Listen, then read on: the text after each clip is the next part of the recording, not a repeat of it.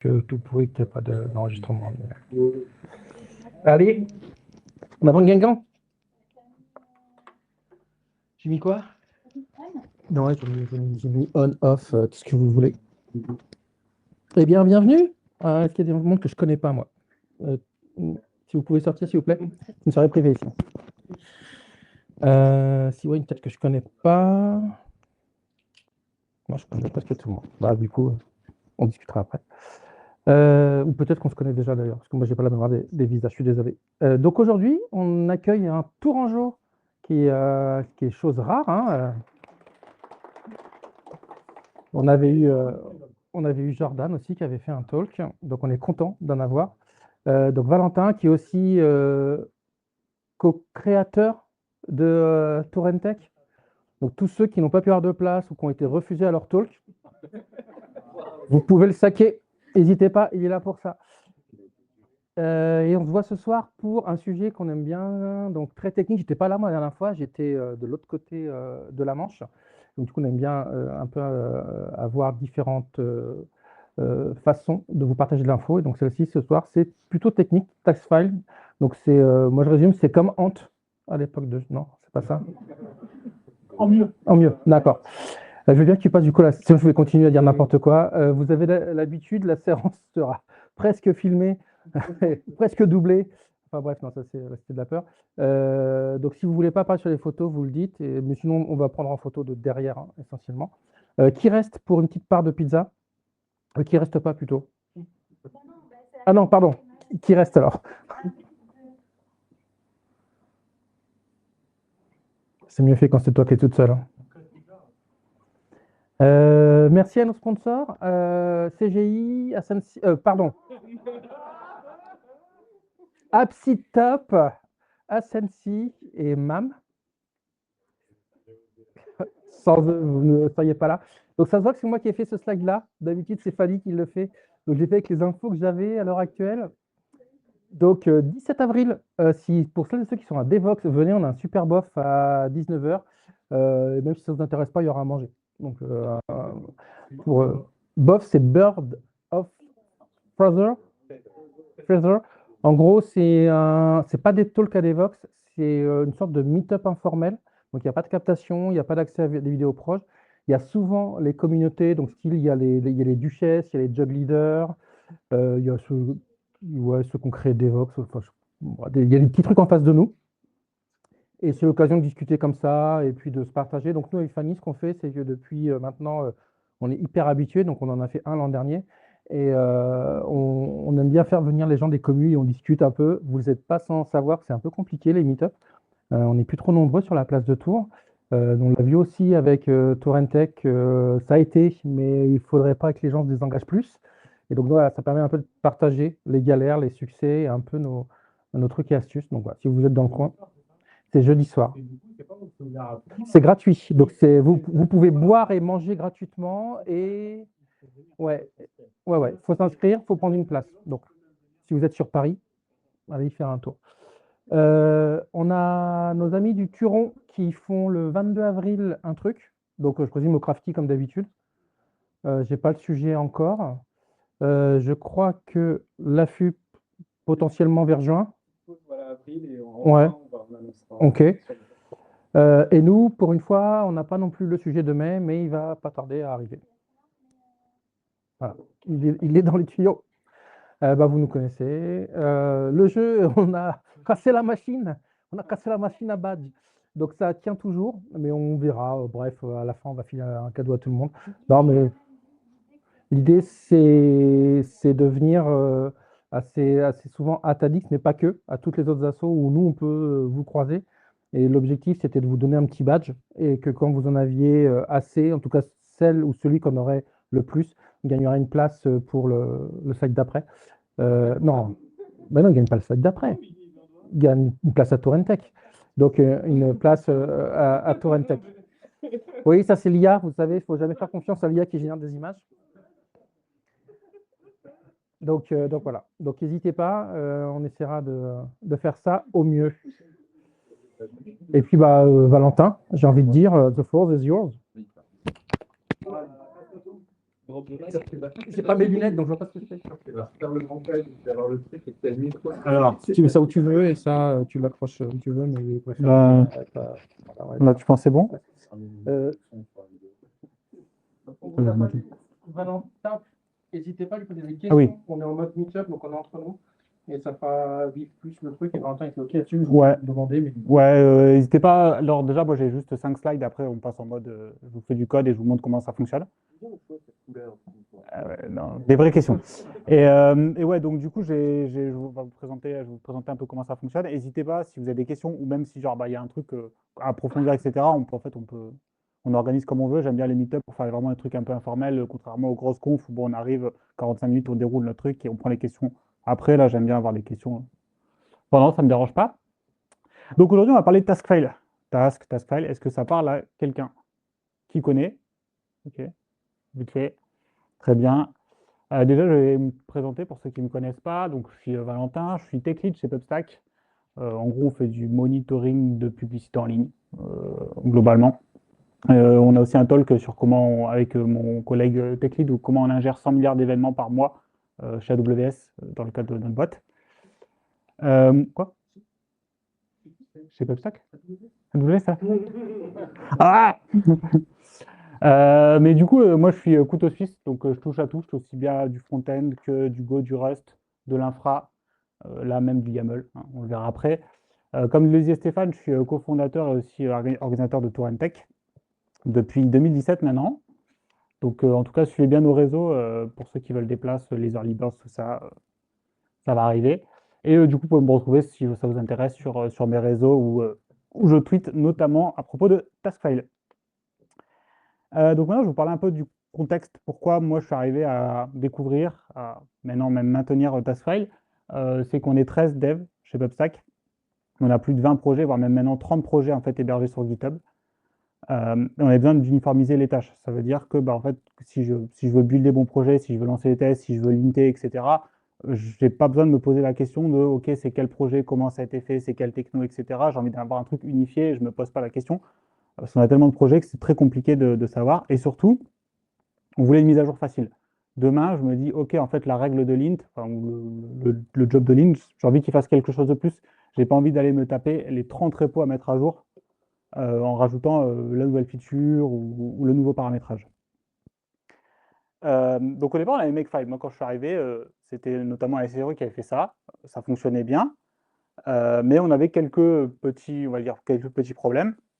En fait, à la base, Makefile, c'est quand même prévu pour faire de la compilation et peu pour faire lancer des tâches, même si c'est possible.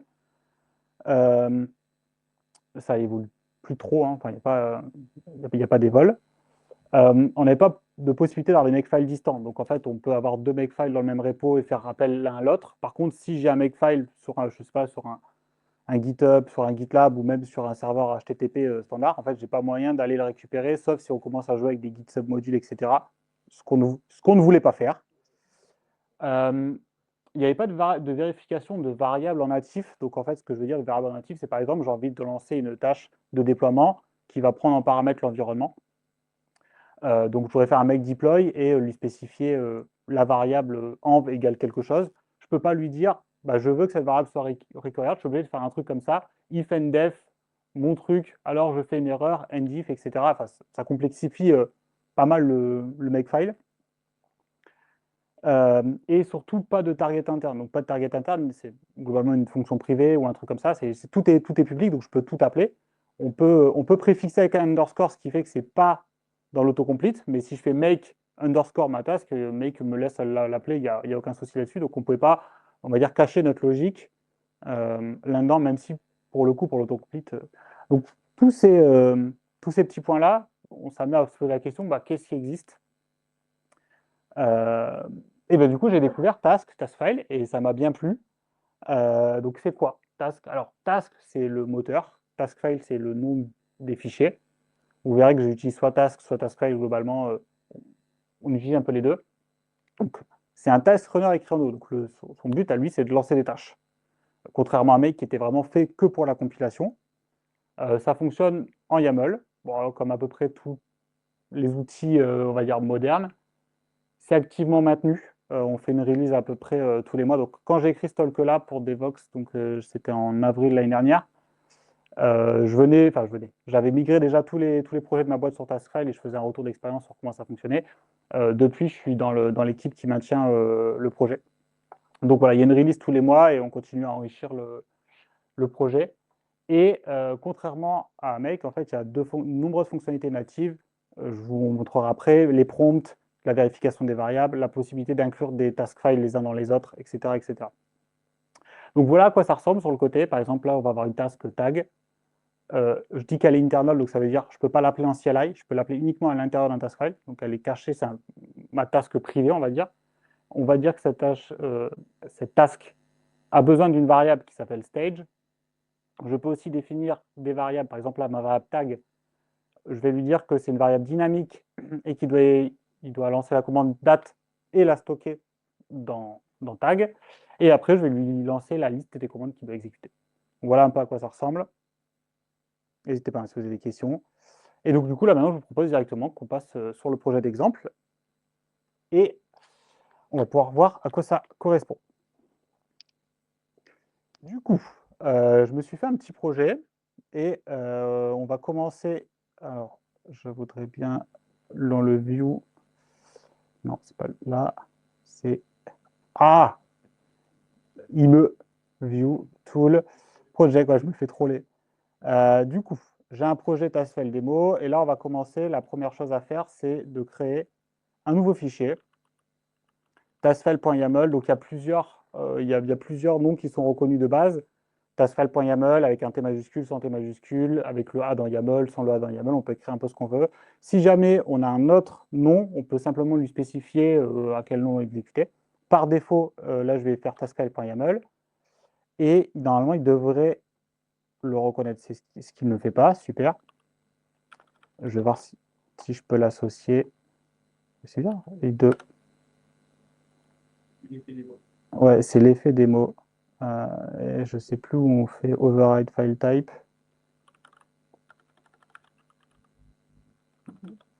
Bon, tant pis, je le.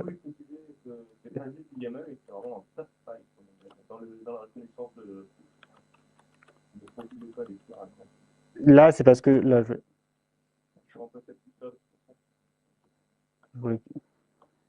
l'effet démo. Je pense que je voulais arrêter le mode voilà. Exit presentation mode. Et je voulais là. Alors là, moi, vous ne voyez pas, mais du coup, je vais lui spécifier le GenShima. Je ne sais pas pourquoi elle ne me l'a pas reconnu. Et du coup, on a un taskfile config qui permet, du coup, via le GenSchema que nous, on a stocké, d'avoir des int. Le GenSchema. JSON. JSON. Et donc là, maintenant, hop, je reviens un peu. Donc là, maintenant, il me dit qu'effectivement, il y a un problème de schéma. Il me dit qu'il faut que j'ajoute des choses. Donc, notamment, la première chose à ajouter, c'est la version de task à utiliser. Pour l'instant, on n'a plus que la 3. On a déprécié la 2, on a retiré la 2 totalement et la 4 n'est pas encore sortie. Donc, voilà. Et après, il me dit, il manque encore des choses. Là, c'est Copilote qui veut me faire des choses. Donc, si je veux créer des tasks, je vais avoir une clé task. Et après, je vais simplement lui donner les tasks que je veux faire. Donc, j'aimerais bien que... S'il te plaît, copilote. Donc, là, je vais créer une task hello. Et si je veux exécuter une commande, je fais cmd, la commande. Et là, c'est juste que... Tac. Voilà. Donc là, c'est bon. Et donc, du coup, maintenant que je suis reparti, j'ai quitté le presentation mode. Du coup, il m'a viré mon terminal sur le côté. Hop, voilà. Et donc là, si je fais task, hello,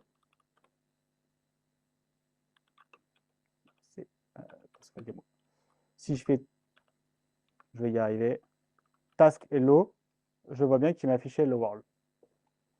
Donc là, vous allez me dire, là, du coup, il y a 3 façons de déclarer une liste de commandes. Soit je fais comme ça le nom de ma task cmd, soit on peut mettre cmds, et auquel cas, là, il va attendre une liste de commandes.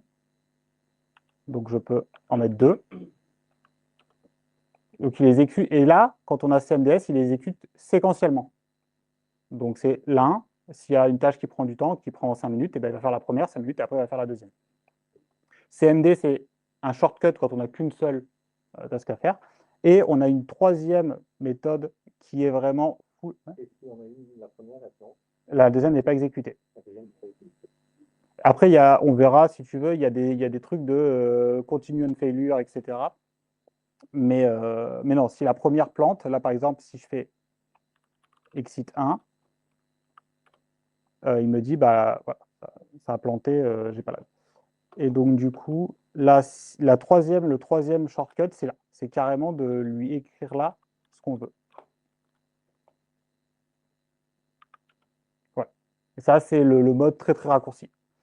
Ça c'est le mode qui équivaut à CMD. Et après, CMDS, c'est quand on a plusieurs tasks. Comme vous avez peut-être remarqué, là, à chaque fois, il y a un truc en vert sur le côté qui, en fait, va écrire ce que fait la commande avant de la lancer. Ça permet notamment, lorsqu'il y a plusieurs commandes qui sont lancées, quand on a des commandes en parallèle, etc., de savoir quelle commande a donné quel résultat. Par défaut, c'est activé, mais on peut le désactiver. Donc, je vais revenir sur le mode, hop, celui-là. Globalement, moi, j'utilise quasiment tout le temps CMDS. Ça me permet, même si j'en ai qu'une seule, en fait, comme ça, si je veux en rajouter, je n'ai pas besoin de changer de format. Et donc, du coup, pour setter ce truc-là, on a une propriété silent. Par défaut, elle est à false. Donc, c'est ce qui fait qu'on voit le vert. Si je la mets à true, j'ai plus l'affichage. Donc ça peut être cool sur des environnements, soit CI, soit local. Ou alors si notre script, il fait déjà du logging pour nous dire ce qu'on fait. Voilà, donc c'est configurable au niveau de la task, mais c'est aussi configurable au niveau du root level. Ce qui fait que du coup, ça sera pris en compte pour toutes les tasks de ce task tray là. Et donc ça, pour ceux qui connaissent Make, c'est un peu le truc du phony, pas phony, qu'on doit gérer, qui n'est pas hyper clair. Donc voilà, ça c'est le principe de base de comment on lance une commande avec Tasklight. Maintenant, on va essayer de prendre un cas un peu plus concret. Imaginons que je suis dans une boîte et j'ai envie de déployer mon projet. Je risque d'avoir une task qui s'appelle deploy.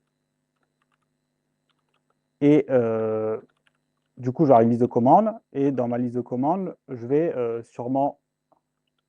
Je vais désactiver copilote parce qu'il me rend fou. Je peux peut-être... copilote. Tac. Dis-moi que je suis pas obligé de redémarrer.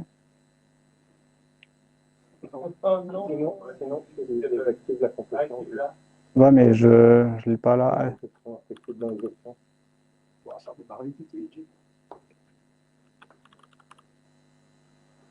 Là, dans le plugin, tu veux? Dans les paramètres. Ah oui, là. Ah, non, mais là, il est disable. Le problème, c'est que. Oui. Ah oui, là.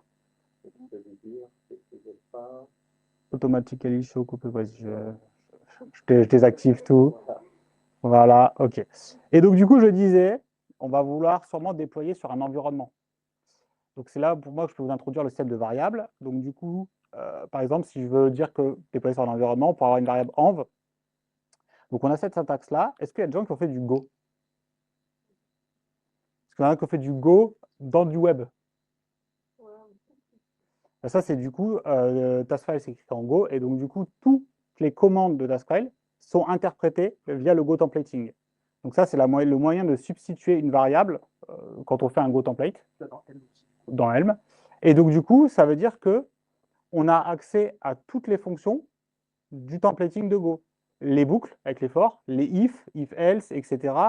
Des new date, des trucs comme ça. En fait, tout ce qui est disponible dans le moteur de template de Go est disponible dans les commandes Taskfile. Et même plus, parce que nous, du coup, on a une surcouche à ça, sur lequel on a rajouté des méthodes qui nous permettent, du coup, d'avoir encore plus de méthodes là-dedans. Donc là, mon problème, c'est que si je fais un task deploy, bah, j'ai deploy tout, il ne connaît pas env, quoi. Déjà, la première chose que je voudrais faire, c'est, comme on a vu, c'est un de nos problèmes, je voudrais lui dire, bah, s'il te plaît, si tu n'as pas la variable env, j'aimerais que tu ne lances pas cette task-là, parce qu'il faut forcément une variable env. Du coup, pour faire ça, on va utiliser le mot-clé required. Et là, je vais lui dire la liste des variables qui sont requises pour lancer cette commande. Donc, env. Les variables en majuscule, c'est une convention qu'on a du coup dans l'outil. C'est pas obligatoire, on peut mettre ce qu'on veut, ça fonctionne, mais c'est une convention. Tu peux déclarer des variables en foyer, mais est-ce que tu peux aussi donner des valeurs par défaut? Alors, tu peux donner des variables par défaut par des variables. Du coup, elles sont plus required. Tu peux les mettre en required, mais elles ne seront jamais du coup, voilà. Mais on verra ça juste après. Et tu peux même, ça c'est récent, donc ça n'était pas à Bootalk Devox pour ceux qui l'ont vu, on peut lui donner la liste des valeurs autorisées pour ces variables-là. Donc là, par exemple, si je fais task deploy, il me dit, bah, ça a été cancel parce qu'il n'y a pas la variable env. Donc du coup, pour la déclarer, je peux faire env égale dev comme une variable d'environnement de ce côté-là, et là, ça fonctionne. Ou alors, je peux le mettre aussi ici. J'ai mis un tiret égal et ça fonctionne de la même manière. Les deux sont acceptés. Du coup, là, il y a... Et donc, du coup, on a... Alors, c'est une... Voilà. Donc, du coup, pour le côté définir la liste des valeurs, donc là, je vais dire, bah, le name, c'est env. Et après, il y a enum. Et donc là, je peux lui passer la liste des valeurs. Donc, par exemple, là, je vais mettre dev, prod, et je vais oublier une preview, une pré-prod, un truc comme ça. Donc, si je fais, ça fonctionne. Par contre, si là, je mets dev, par exemple, avec 2V, il va me dire, ah ben non, ça ne fonctionne pas. Les valeurs autorisées, c'est dev et prod. Donc, ça permet de restreindre comme ça pour être sûr et d'éviter de devoir le vérifier dans des scripts à nous derrière, etc. C'est Taskfile qui le fait pour nous. Je reviens sur la version la plus simple, qui est celle-là. Donc voilà, donc ça c'est bien, et je pourrais mettre les nums. Le problème c'est que si je veux déployer sur dev, c'est quand même un petit peu embêtant. Je dois faire env égale dev, task deploy. Je ne connais pas forcément la liste des valeurs autorisées. Je n'ai pas l'autocomplétion, c'est-à-dire que là si je fais task, tab, bah, j'ai task deploy, mais c'est tout en fait, j'ai que cette table-là, il me propose pas plus. Du coup, le pattern qu'on utilise, qui est sympa, c'est d'avoir des tasks par environnement. Donc là, par exemple, je vais avoir une task deploy /dev ou deploy 2.dev, slash je préfère. Et donc, du coup, là, j'ai beaucoup du coup, au lieu d'appeler une commande de type sh, bash, zsh, ce qui est là, je peux appeler une task à l'intérieur de mon task file. Donc là, je vais dire task, tu vas appeler la task deploy, et tu vas lui passer en variable env, alors là, c'est là, env, je ne sais plus le format. Donc je ne vais pas le faire comme ça, je vais le faire comme ça, env, 2.dev. Et donc du coup, là maintenant, si je fais task deploy, hop, tac, /dev, ça fonctionne bien. Sauf que là, j'ai pour moi toujours un problème. C'est-à-dire que si je fais task et que je fais mon autocomplétion, bah, j'ai encore le deploy standard. Bah, c'est pas cool, la personne elle va être genre en mode bah, j'utilise quoi dev, alors je mets dev, mais tu as la même chose avec pré-prod, avec tous les environnements qu'on veut. Donc, je pourrais mettre tac, bêta, et donc du coup, je ne vous ai pas parlé, mais en gros, on peut faire un task-l qui liste toutes les tasks avec une description, et on a un task-list all qui est utilisé pour l'autocomplétion, qui nous liste la liste de toutes les tasks appelables en CLI. Important. Donc moi, j'aimerais bien que cette task-là, en fait, elle ne soit pas appelable en CLI, qu'elle soit appelable uniquement à l'intérieur de mon task file et que je puisse exploser ce que je veux. Comme je vous ai un peu spoilé tout à l'heure, du coup, on peut utiliser le mot-clé internal qui permet du coup de la cacher pour, au niveau de la CLI, mais qui permet encore de l'utiliser de ce côté-là. Donc là, maintenant, si je fais task-list all, je ne l'ai plus. Et surtout, si j'essaye de l'appeler, comme ça, il me dit non, non, ok, elle existe bien, mais elle est internal, tu n'as pas le droit de l'appeler. Donc il y a quand même un truc entre eux, elle n'existe pas ou elle existe, mais elle est internal, donc je sais que la task existe bien, mais moi, je ne peux pas l'appeler. Ok. Ça c'est des exemples que tous nos projets chez PubStack, ça tourne là-dessus. C'est le même genre de cas. Maintenant, on va prendre un cas un peu plus compliqué qui est, je veux déployer sur la prod. Sauf que bon, quand je veux déployer sur la prod, j'aimerais quand même avoir une petite confirmation. Autant déployer en dev, je suis en mode, vas-y, pousse comme tu veux.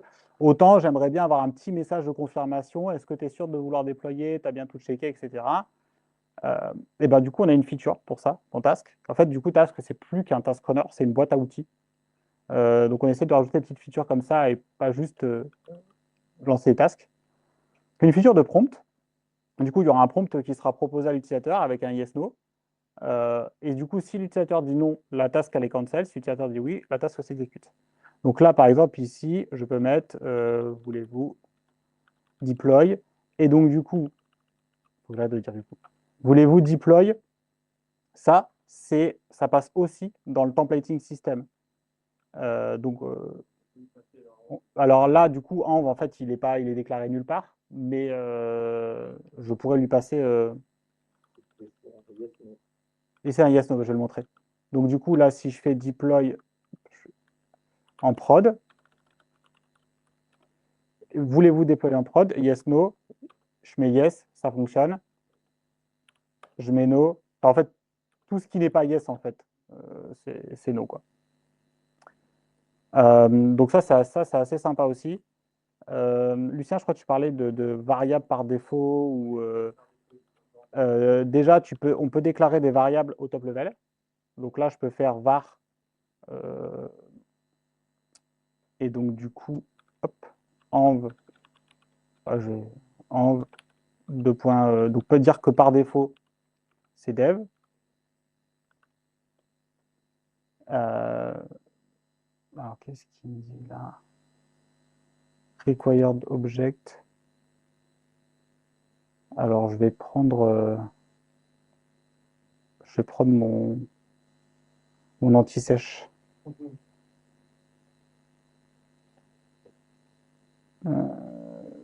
Project. Heureusement, j'ai des anti-sèches. Oui, déjà, on a des exemples. Hein. Hop. Et donc, du coup, là, je vais mettre env, tac, dev. Hop, celui-là, je le mets. J'ai la notation qui m'a foiré. Voilà. Qu'est-ce que ça, je peux. Voilà. Et donc, ça veut dire que j'ai déclaré une variable env qui vaut dev pour tout le monde. Et donc, du coup, si vraiment ça, c'est pas une variable par défaut. Ça, c'est une variable env égale dev. Le côté overriding, il ne se passe pas comme ça. Il se passe avec le templating system. Donc, en fait, ce qu'on va faire, c'est qu'on va lui dire prends la variable env, pipe default dev. Donc, ça veut dire que si jamais la variable .env n'existe pas, tu vas default sur dev. Si elle existe, je vais la prendre. Donc, alors, attends, je vais l'appeler autre chose. Bah, par exemple, binary, tac, binary, et je vais mettre tadx. Donc là, je vais l'afficher, je pourrais l'afficher là, echo. Et donc, du coup, si je fais task deploy dev, donc j'ai tadx, et si je fais binary truc, j'ai truc qui s'affiche.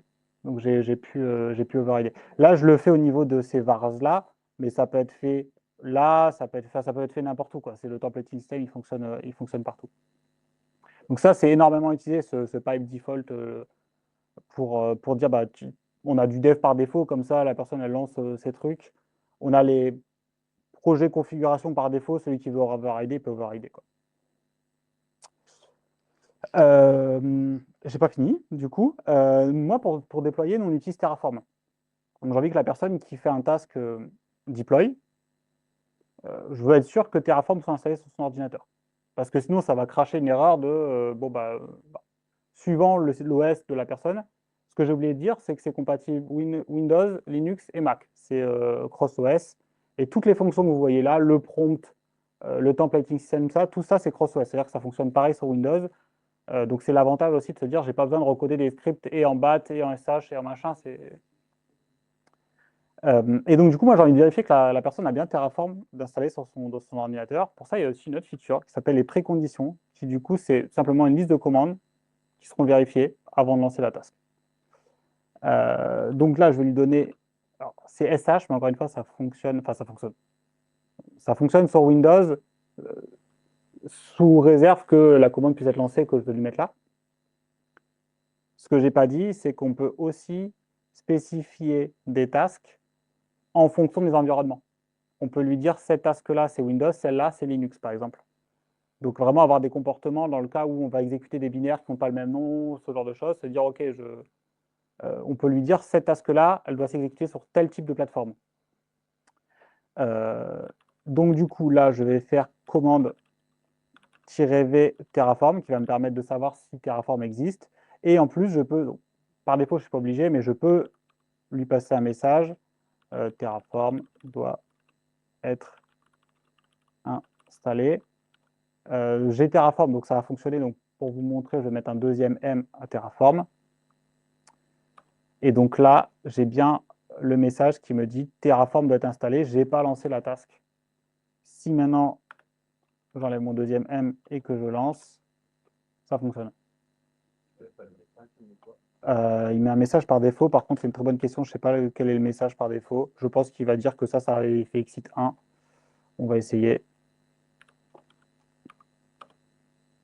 Ouais, voilà. Il met la commande failed. Donc voilà.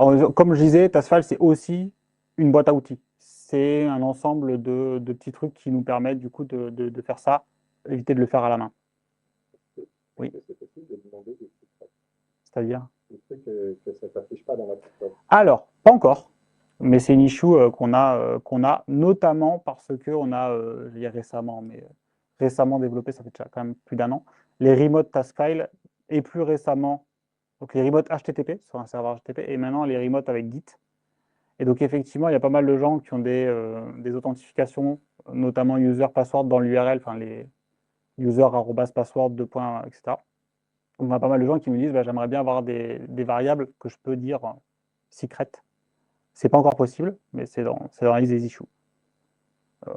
En vrai, ça devrait pas être si compliqué à faire parce que c'est juste le logger qui doit connaître le type de la variable et afficher des idoles. Mais donc pour l'instant, ça veut dire que s'il y a des credentials qui apparaissent, ça apparaît. Le premier chose à faire déjà, c'est de désactiver le silent, enfin de mettre le silent à true. Donc ça veut dire parce que du coup, si ta clé elle se retrouve dans une de tes commandes, elle sera forcément promptée avec le. Quand on prompte là, c'est exactement on peut prompter une variable. Oui, ce que je disais, par exemple, là, si je te mets le prompt et que je mets point .binary, il va me l'afficher dans le prompt. Et là, tu vois, voulez-vous déployer en prod truc, parce que j'ai mis binary truc. Donc tu peux mettre ce que tu veux. Mais donc du coup, il n'y a pas de variable secret pour l'instant. Si jamais il y a des features qui vous intéressent, je ne peux que vous encourager à aller sur GitHub et mettre des +1, parce que c'est aussi comme ça que nous on traite, hein, qu'on met nos efforts, c'est plus la feature elle est beauté, plus on va y passer le temps dessus. Et aussi en fonction de ce qu'on aime, hein, forcément, et de ce que nous on a besoin. Hein, ça paraît logique, mais effectivement, plus la feature est beauté, plus on va passer du temps dessus. Donc voilà, on n'a pas de secret pour l'instant. Et voilà, donc je vous ai un peu montré comment on exécutait des commandes, les préconditions, le required, comment passer des variables, les enums de variables. Ça, vraiment, par exemple, le côté enum de variables, c'est vraiment un truc qui est tout récent, hein, ça a à peine 2 mois. Donc, maintenant, on va passer un peu plus sur le côté projet, compilation, etc. Donc, je reviens sur mon projet, Tool Windows. Donc, du coup, j'ai fait un projet sur lequel il y a un front-end. C'est du React avec PNPM et Vite. Un back-end, c'est du Go. Et une CLI, c'est aussi du Go avec Cobra. Voilà. Donc, c'est simplement un projet. Alors, il n'y a rien, je vais juste scaffolder, il n'y a rien dedans. Mais c'est en gros, l'idée, c'était d'avoir un front-end qui va appeler potentiellement une API en Go et une CLI qui permet de faire des choses en Go qui ne sont pas utilisables par l'API, plus pour des power users. Donc, on va commencer par le front-end. Donc, j'aimerais bien avoir un task file pour gérer ma partie front-end. Donc, je vais créer mon task file. Est-ce que là, il me le.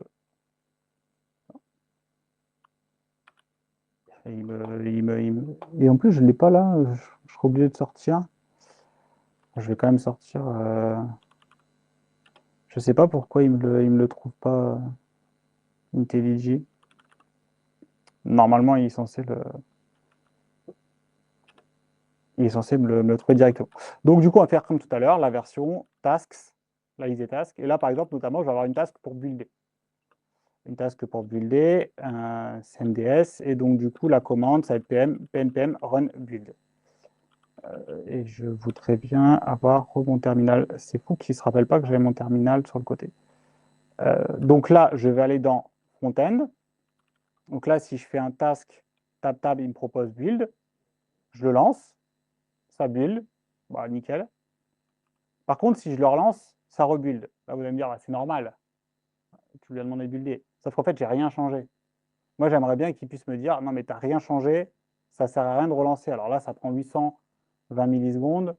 Chez Payfit, ils sont plus à 50 secondes, une minute de build. Donc, s'ils peuvent éviter de tout rebuilder, sachant que je ne sais pas trop, là, ils sont encore sur Rollup, ils ne sont pas encore sur Roll-Down, il n'y a pas encore de l'incrémental rebuilding, ou en tout cas, ce n'est pas sur Roll-Down. Donc, j'aimerais éviter qu'il rebuild. Pour ça, il y a une super feature. Je vais lui déclarer la liste des sources qu'il doit traquer. Et donc là, je vais lui dire, bah, en fait, c'est tout ce qui est étoile, étoile, étoile. Donc je crois que c'est assets slash étoile, étoile. Non, c'est pas assets, je suis bête, c'est src. Je vais y arriver. Étoile, étoile, slash étoile.js. Je vais vérifier.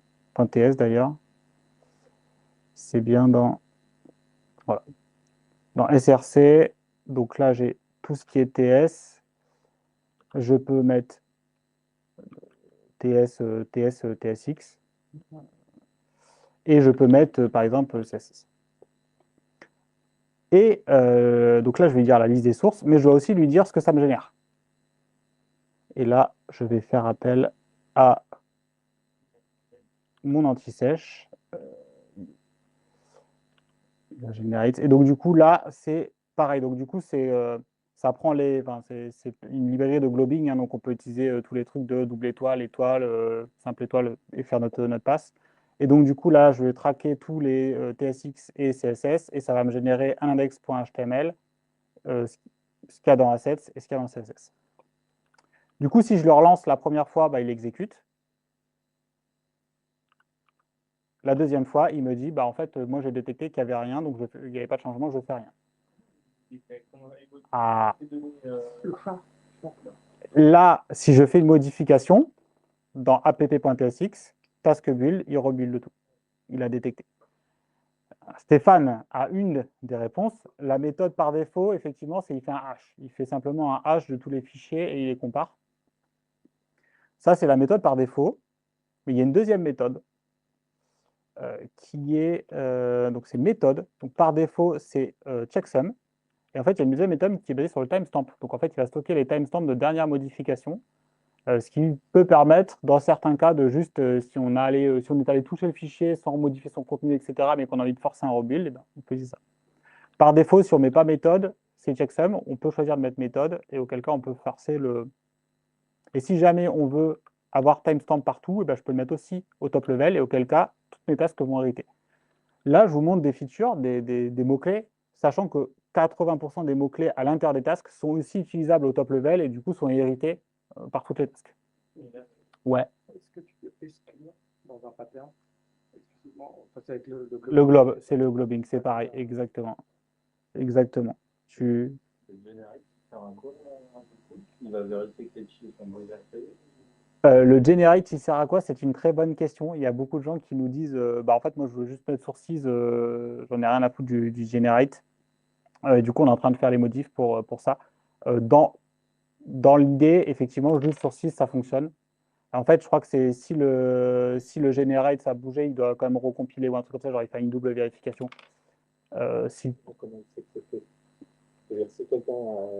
Bah, il regarde, en fait, il stocke le hash de tout ce qu'il y a dans tes sources. Oui, mais s'il y a un autre process qui a géré le fichier dans disque, il ne peut pas le savoir. Le club de build, il va créer dans disque.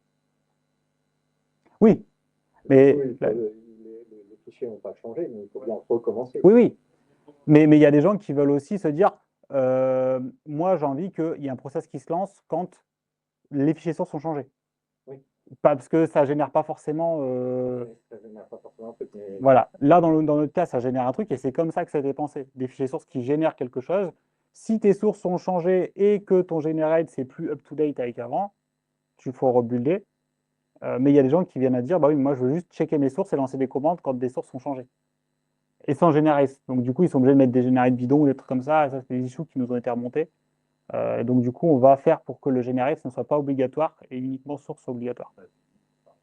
Oui, par exemple du lint. Voilà, il y a des vrais use cases derrière, c'est que le source generated a été pensé comme make en fait, c'est-à-dire j'ai des sources qui génèrent quelque chose. Et derrière, on peut aussi le forcer. Ça veut dire que là, si je fais task build, il est up to date. En fait, si je mets un flag -f, je lui dis non, non, mais t'inquiète, moi je veux que tu relances le process quand même. Il stocke les hash dans une base de données quelconque. Non, dans un fichier, dans .task, checksum, build, et là j'ai le fichier. Donc si jamais je flingue ce fichier-là, je le relance, il va le relancer parce qu'il ne le trouve pas. Donc sachant que ce fichier-là, le .task, par défaut, il est stocké du coup dans le répertoire, il y a .task dans le répertoire de là où est le task file. Mon task file est dans front-end, donc mon .task, il est stocké dans front-end. On peut l'overrider ça, on peut lui donner un chemin, même en dehors du projet, en fait, c'est configurable par une variable d'environnement. Donc voilà.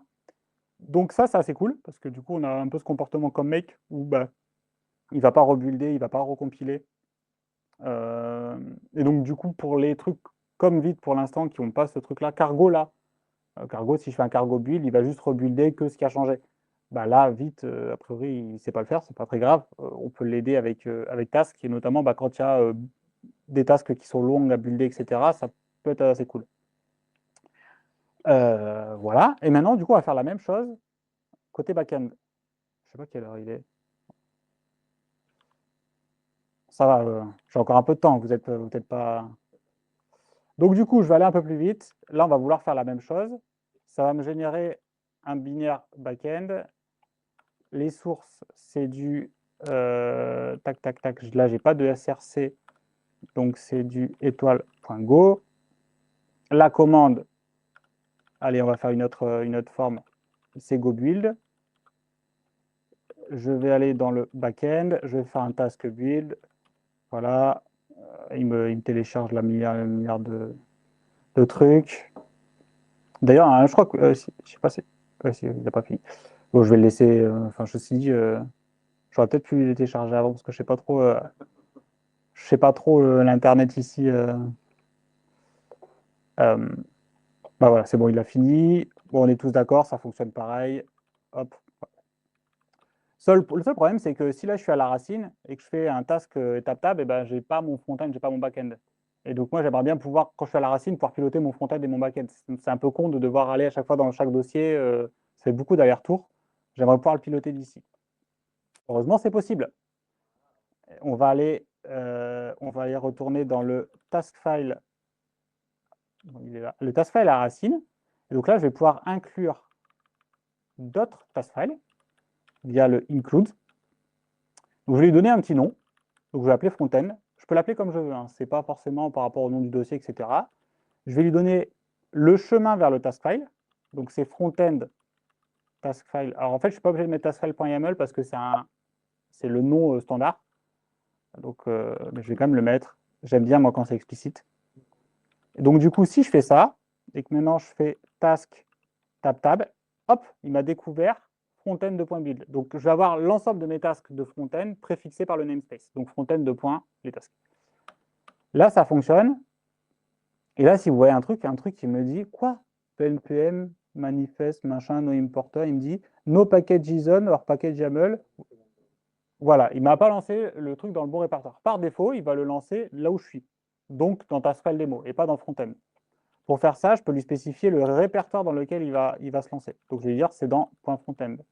Ça, c'est vachement... Vous allez me dire, mais pourquoi ça ne le fait pas automatiquement? C'est vachement utile lorsque je vais avoir un task file qui va pouvoir être lancé dans plusieurs répertoires. Donc, je vais pouvoir lui spécifier le répertoire que je veux. Et donc, avoir des task files réutilisables.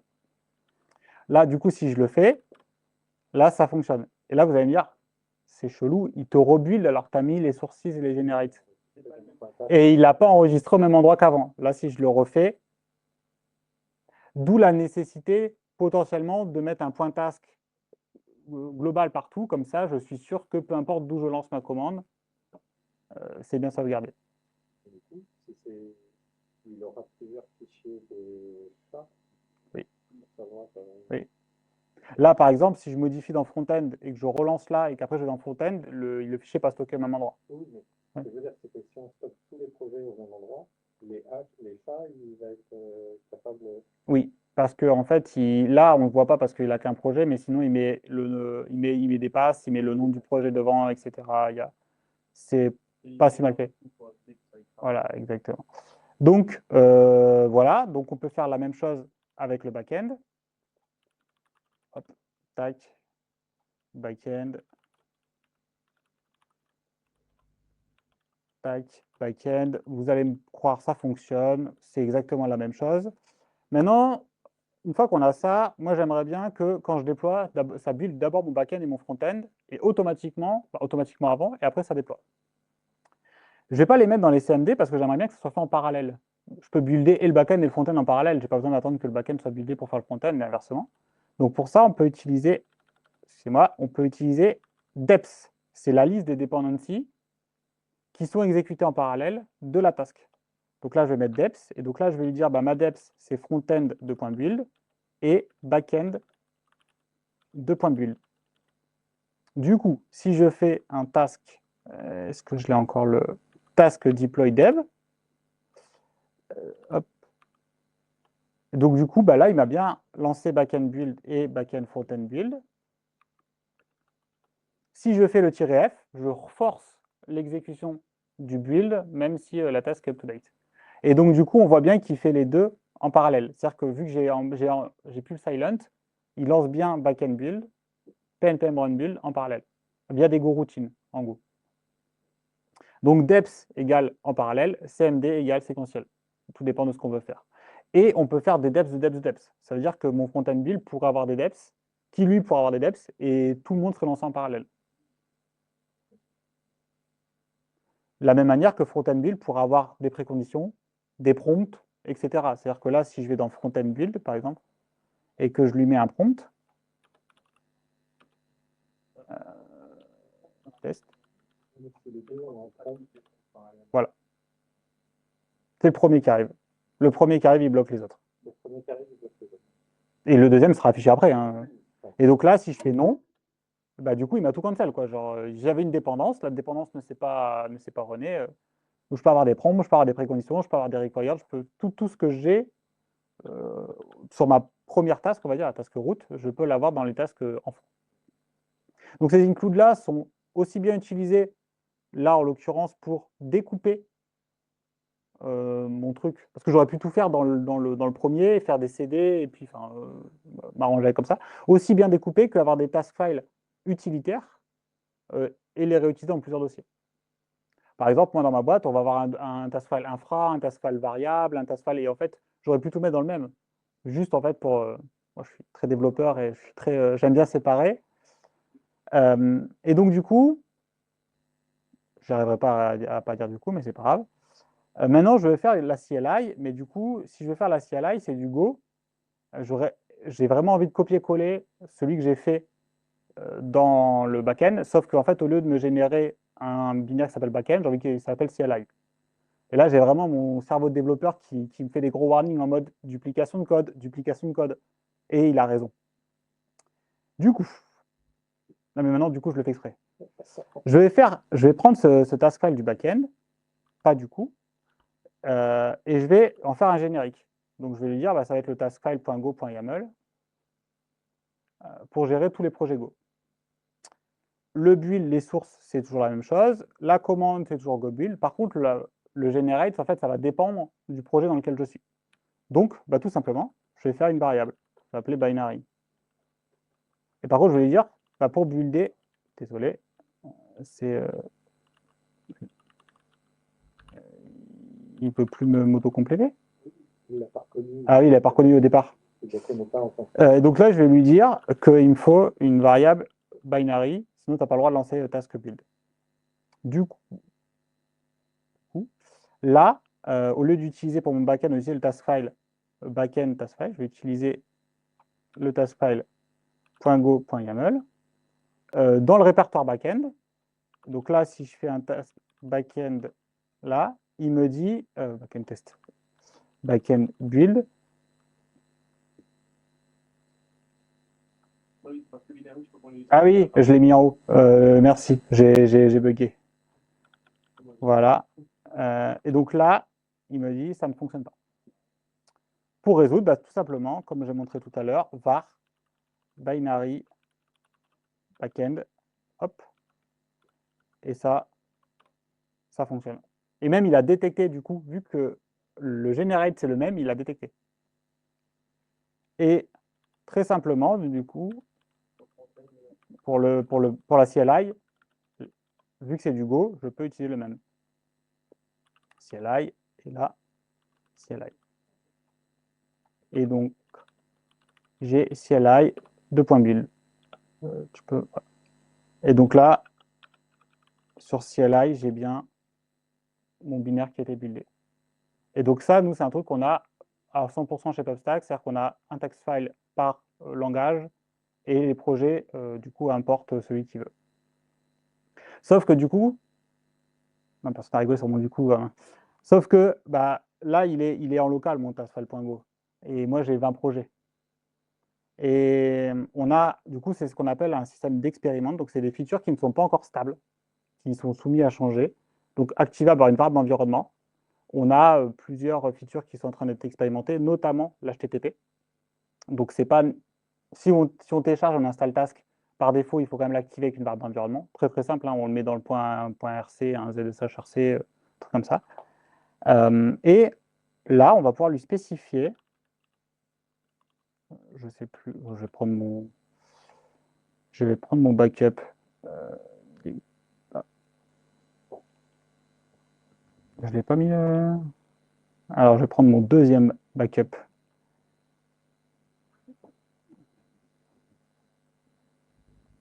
Alors, je l'ai déjà hébergé.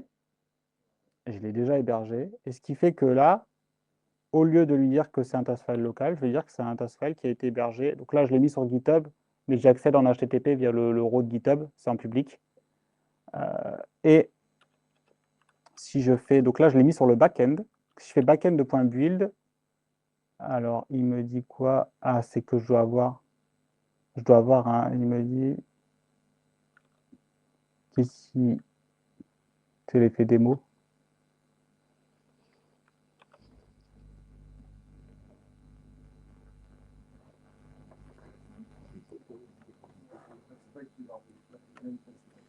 Ouais. Ah voilà, c'est bon. Bon, j'ai supprimé les autres, je verrai. Je pense que c'est parce qu'ils s'appellent pareil. Donc là, j'ai eu d'erreur, c'est normal parce que moi, par défaut, je fonctionne en mode offline. Donc on peut lui dire, par défaut, préfère la cache value over le retélécharger parce qu'en fait, moi, ça m'ajoute une latence à chaque fois que j'exécute des commandes ou que je fais l'autocomplétion.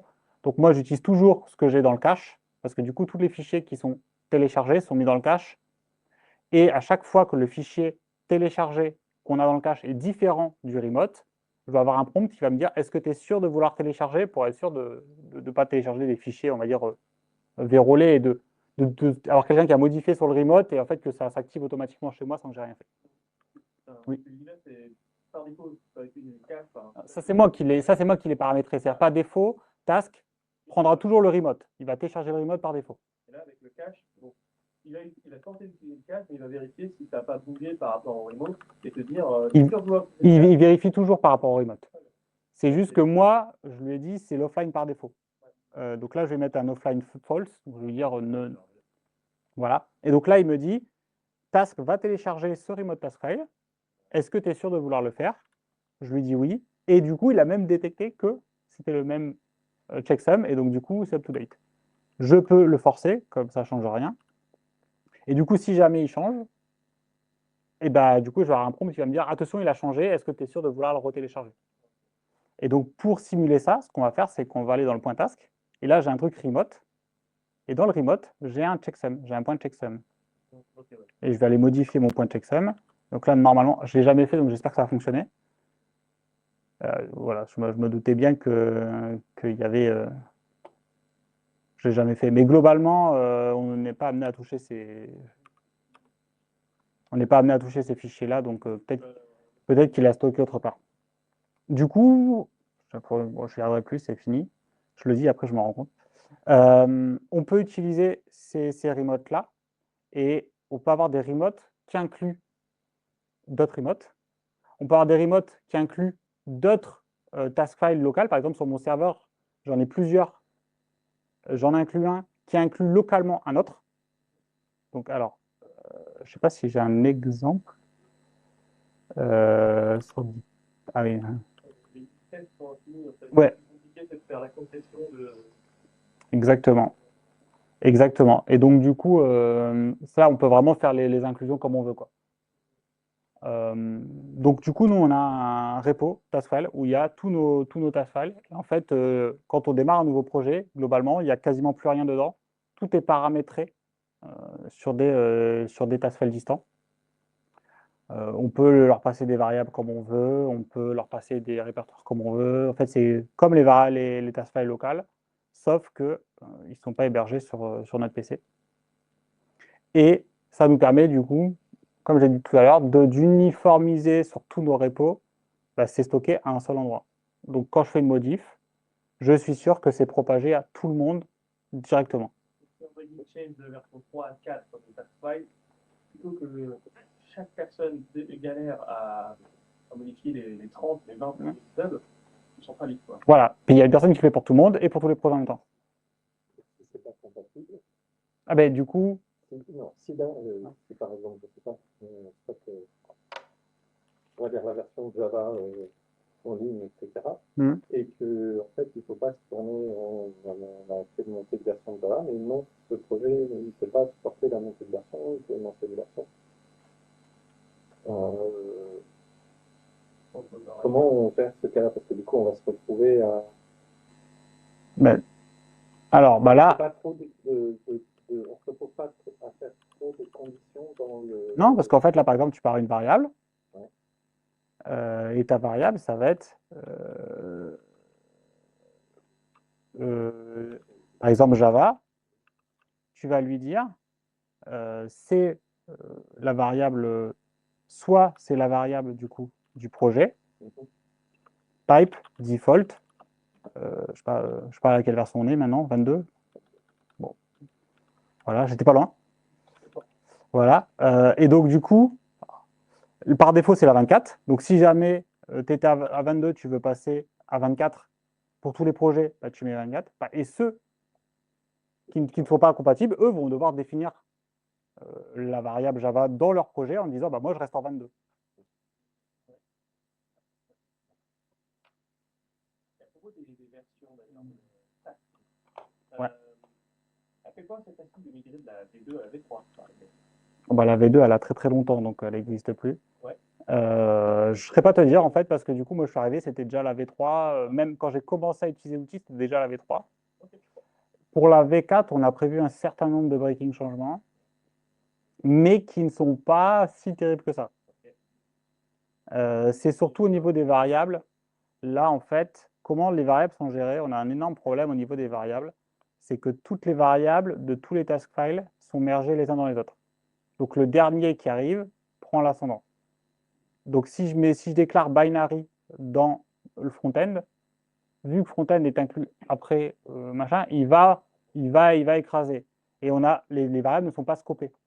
Le problème, c'est qu'en fait, c'est un problème depuis longtemps. Et vu que ça nécessite un breaking changement, c'est pas si simple que ça à faire. Et surtout, tout le modèle de comment fonctionne une task file avec un AST derrière, en fait, on va venir merger les task files les uns dans les autres pour en avoir globalement qu'un seul à la fin avec tout dedans. Et donc, du coup, passer de ce modèle où on a une variable unique à un modèle où potentiellement chaque task file a ses variables, et c'est valable pour les variables, pour les préconditions, pour les require, tout ça. C'est-à-dire que les préconditions, on ne peut pas mettre de préconditions au top level, mais du coup, tout est mergé en fait les uns dans les autres. Et donc, du coup, ça nous pose beaucoup de problèmes pour ces variables-là. Donc, notamment, c'est ce qui est prévu pour la V4, d'avoir du scoping de variables. Ça veut dire que si ta variable, elle est définie là dans le task file root binary, tu pourras définir la même dans front-end. Si tu utilises front-end binary, ça prendra la valeur de binary dans front-end. Si tu l'utilises binary dans root, ça prendra la valeur que tu as définie dans root. Là, pour l'instant, de toute façon, je peux vous montrer, hein, si dans backend, ouais, du coup, c'est un peu... Mais si là, je mets tac, vars, je vais faire comme ça. Je peux faire la pas binary, tadx, et je vais mettre bonjour. Et là, dans backend, hop, pizza, voilà. Ouais, c'est pour ça que je mets ça. De toute façon, moi j'ai fini. Hein. Et là, si je mets un echo stadix et qu'on fait, je suis dans le. Et forcément, j'ai pris backend alors que c'est le seul que j'ai changé sur les task files. Backend.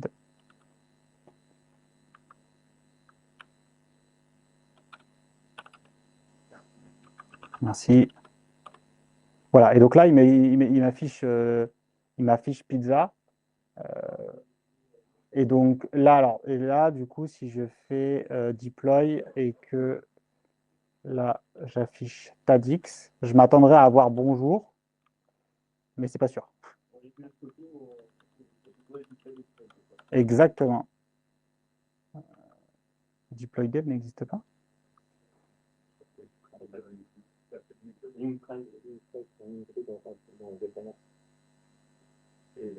Attends, ligne 13.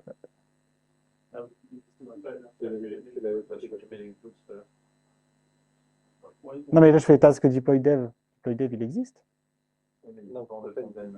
Ah, oui, j'ai pas vu, je l'ai pas lu. J'ai pas lu le. Et donc, du coup, là, il m'affiche pizza, alors qu'en fait, je m'attendrai à avoir bonjour.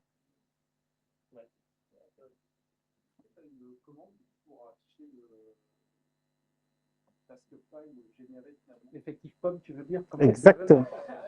Presque. Non. Par contre, il y a un task-summary qui permet d'afficher ce que fait une task. Donc là, si je fais deploy dev, bon, pour le coup, il n'y a pas grand-chose. Et si je fais task deploy, je ne peux pas le faire parce qu'il est internal. Mais backend 2.build. Donc là, voilà. Là, j'ai un echo pizza. Par contre, il ne me dit pas que ça vient de... Et du coup, si je fais... Et donc, il ne le mettait pas là parce qu'on était en mode silent, non? De quoi il ne le mettait pas là? Pourquoi, quand on fait le deploy dev, il appelle le task et le... Ah oui, il disait il appelle la task. Et il ne va pas dépiler ce que la task. Là j'ai fait un summary. Hein, donc là, il existe. Le deploy dev, il dit juste, il ne fait pas le vrai. Oui, il ne descend pas. Il ne va pas aller déployer, Oui, voilà. étendre. Il regarde juste ce qui est défini dans la task. Il ne regarde pas ce qui est défini dans les subtasks. Okay. Donc là, il me dit juste task deploy. Et d'ailleurs, il ne me dit pas que je passe une variable en dev, etc. Il y a peu de personnes qui utilisent le summary, c'est pour ça qu'on ne bosse pas trop dessus. Voilà, je sais. Si, il y a un mode, alors je ne sais plus quel est le truc. C'est -v. Deploy dev. Donc il y a un mode un peu plus verbose où il te dit bah, started, finished, etc. Mais on n'a pas encore le graphe de résolution qui peut être affiché sur un summary, un truc comme ça, en disant bah, telle variable c'est telle valeur. Un peu ce qu'il y a dans GitHub Action ou truc comme ça quand on fait ou GitLab quand on fait rerun debugging. C'est vrai que ça pourrait être pas mal d'ajouter ça, de se dire bah, telle variable est affectée à telle valeur, puis telle variable est affectée à telle valeur. Mais on n'a pas. Moi, j'ai fini, du coup. Je vous ai montré tout ce que je vous avais à vous montrer. Je vais finir sur les remotes. Et puis, 1h10. Un peu moins d'1h10, après, on commencera à faire 1h. Merci. Ouais. Les users ne sont pas là pour poser des questions. Ouais. Pour le déploiement sur cet environnement remote, tu peux avoir des dangers, genre depuis un GitHub Action. Ah oui, ça, j'ai oublié de vous en parler. C'est que du coup, comme vous avez pu voir tout à l'heure, quand j'ai fait, il m'a demandé un... Là, hop, je vais aller supprimer mon point task. Et je vais faire un task backend build. C'est...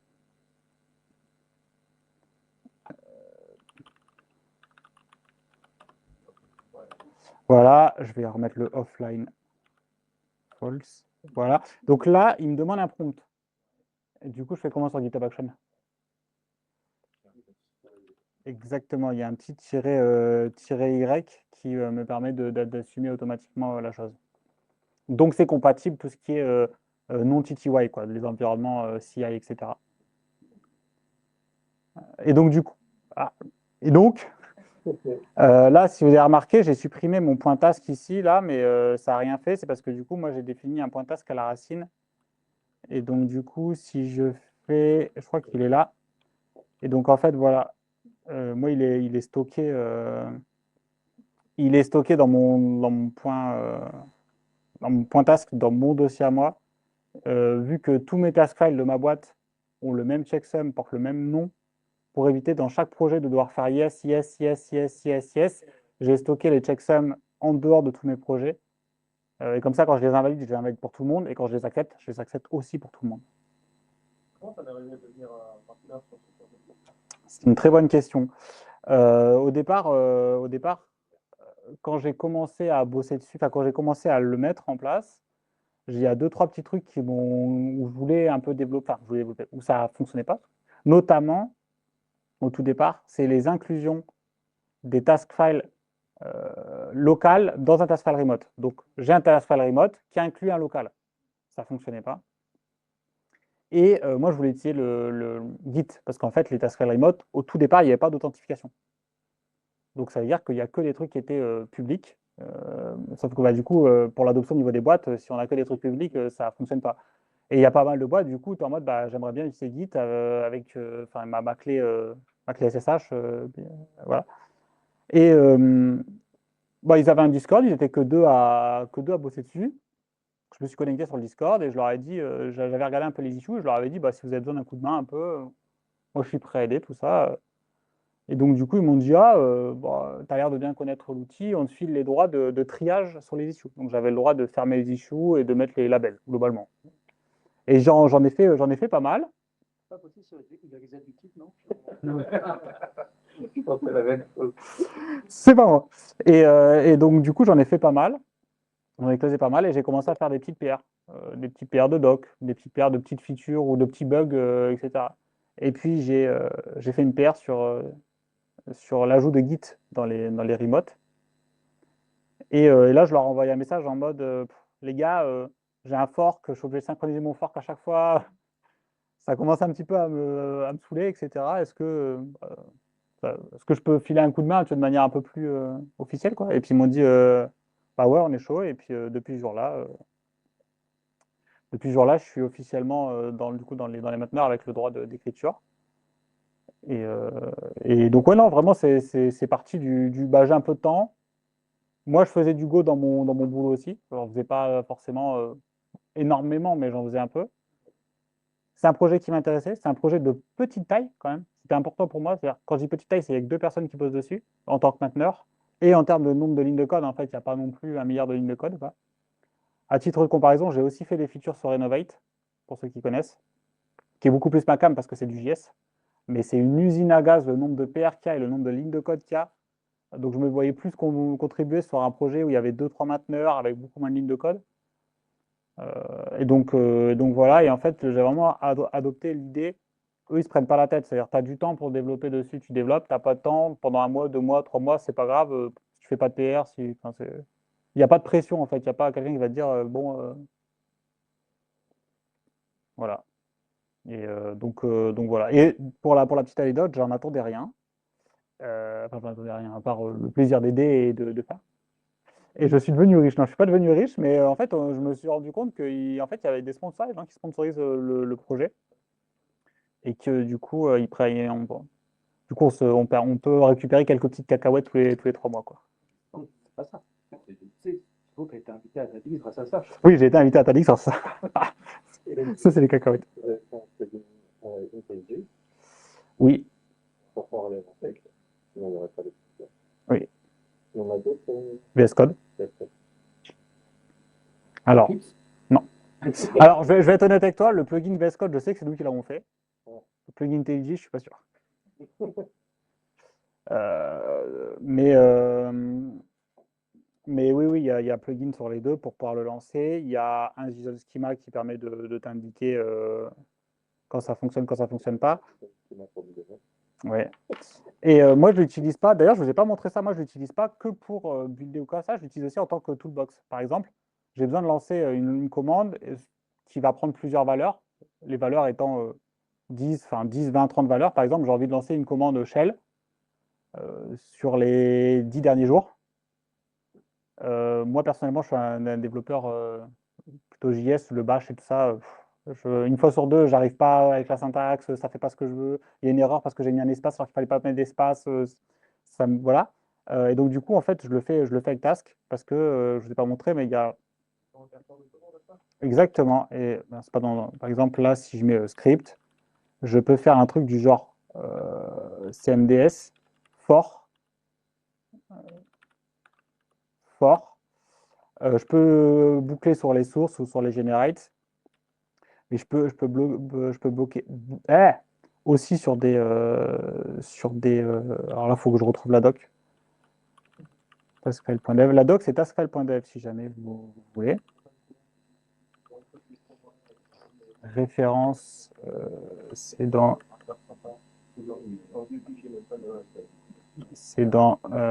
usage et c'est dans loop. Donc voilà, donc on a donc on a ma souris elle bug, ça me saoule. Non, référentique, c'est pas ça, c'est juste en dessous. Donc soit on peut louper sur une static list, donc là c'est moi ce que je vous disais, j'ai 15 dates à lancer une commande, je mets et puis voilà. Soit on peut aussi avoir une matrix, comme dans GitHub Action, donc je vais lui donner plusieurs trucs et j'ai pas besoin de faire des boucles imbriquées ou des trucs comme ça, matrix ça fonctionne. On peut aussi utiliser des références de variables, donc des variables qui ont été définies dans .task ou au top level. On peut boucler sur les sources d'une variable, donc ça peut être cool. On peut louper sur des variables aussi, une variable. Oui, c'est sur les fichiers. Oui, c'est sur les fichiers individuellement. Et là, par exemple, en l'occurrence, je peux louper sur une variable, il va la splitter sur les espaces. Donc je vais avoir foo et bar.txt. Je peux lui spécifier le séparateur, etc., etc. Et donc moi, j'utilise beaucoup ça. Par exemple, là, on fait une variable sh, il va récupérer tous les fichiers qui sont étoile.txt et boucler dessus. Et c'est devenu vraiment ma toolbox de, en fait, j'ai un truc simple à faire, au lieu de faire un script bash ou un truc en Node.js qui va appeler du CLI avec des exec-child ou des trucs comme ça, je lance directement ça.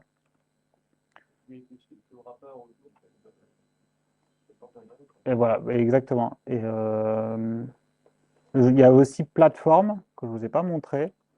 Il n'y a pas du coup. Hop. Ouais. Ouais, mais du coup, hop, je vais le montrer là. Et voilà.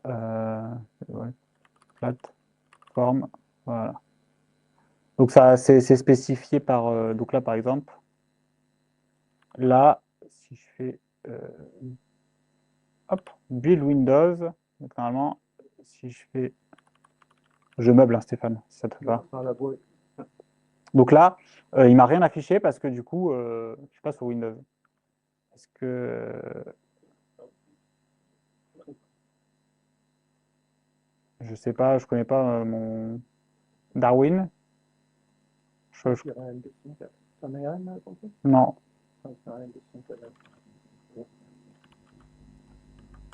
Voilà. Et donc du coup, il m'a rené. Par contre, sous Windows, il me renaît pas. Du coup, on peut vraiment différencier les commandes. Donc, ce qui fait que, par exemple, si on a un build différent de build Windows et build Linux, on aurait deux tasks, build Windows et build Linux, qui seraient internals tous les deux. Et le build, en fait, appellerait les deux à la suite et les deux déclareraient leur plateforme qui sont mutuellement exclusives. Donc, dans tous les cas, il n'y en aurait qu'un seul sur les deux qui serait exécuté. Par contre, je le préviens en fait, il ne l'exécute pas. Non, mais alors déjà, là, je ne suis pas en silent, du coup. Peut-être qu'il le fait en mode verbose, je ne sais pas. Oui, c'est ça. Ouais. Il le prévient en mode verbose. Par contre, effectivement, c'est peut-être un truc qui pourrait être ajouté en mode genre si t'es pas silent, je te le dis. Si t'es silent, je te le dis pas. Donc ouais, ce côté plateforme, c'est assez. Ah, ça, je ne vous ai pas montré non plus. Tant qu'on y est, bah, je meuble. Front-end, je vais remettre la task front-end, task file, tac, point front-end. Et donc, je peux appeler une task de mon parent en étant enfant. Donc là, si je vais dans front-end, task file, et que là, j'ai une task hello, là, je peux faire cmd, task, task. Normalement, je dois pouvoir faire un truc genre 2 points, build Windows.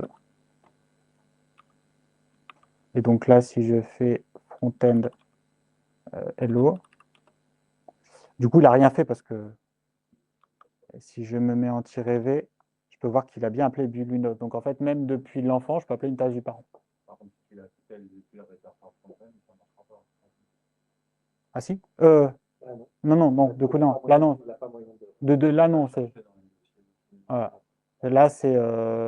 Mais après, c'est quand même un mécanisme qu'on utilise peu. Mais normalement, du coup, l'avantage, c'est que tu pilotes plus ton projet depuis la racine que depuis les répertoires. Et c'est intéressant aussi de savoir qu'il va remonter l'arbre des dossiers. Donc, si je vais dans Front-end SRC, là, je peux faire ça. Pas Front-end, du coup. Là, je peux faire Hello. Oui, du coup, il ne connaît pas ça parce qu'il n'est pas inclus. Je vais mettre build up to date. Pourtant, je suis dans SRC. Mais en fait, il a remonté l'arbre, il a trouvé un task file et du coup, il a exécuté celui-là.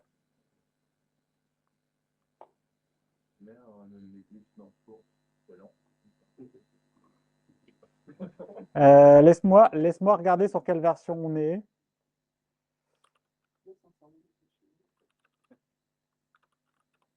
Je vais t'expliquer pourquoi. Ça, c'est le repo. J'ai juste besoin de voir le changelog. C'est public, ça. Et du coup, a priori... Si, c'est ça.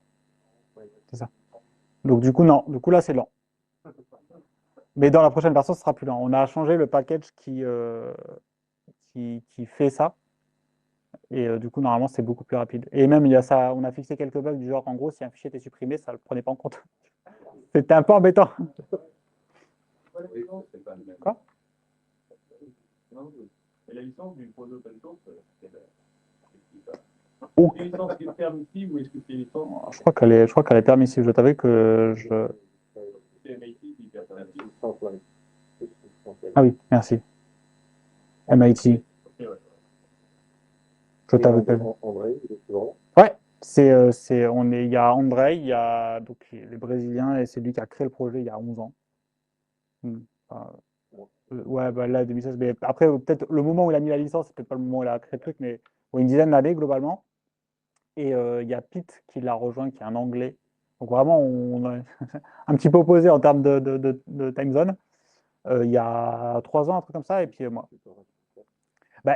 C'est un peu ça, mais c'est aussi que du coup, pour se parler, en fait, quand il est 14h chez nous, il est 9h au Brésil. Donc moi, je vois des commits et des merges passer à 4h du matin quand il est 19h chez lui, en fait. Mais ouais, André, il est toujours là. On est 3. Non, je les vois pas à 4h du matin, je les vois quand je me réveille. Et c'est écrit 4h du matin. Jordan, je te pensais intelligent, mais bon, écoute, on s'est trompé. On va boire un coup. Ouais. Ça fera bien les pizzas. Il n'y a pas de feedback, du coup. J'ai laissé la slide, mais si jamais vous choisissez d'utiliser Tascal et que vous avez des questions, n'hésitez pas à me contacter sur Twitter, sur LinkedIn, sur Blue Sky. Au fût. Voilà, merci pour votre attention. C'était un peu long, mais... Merci à toi.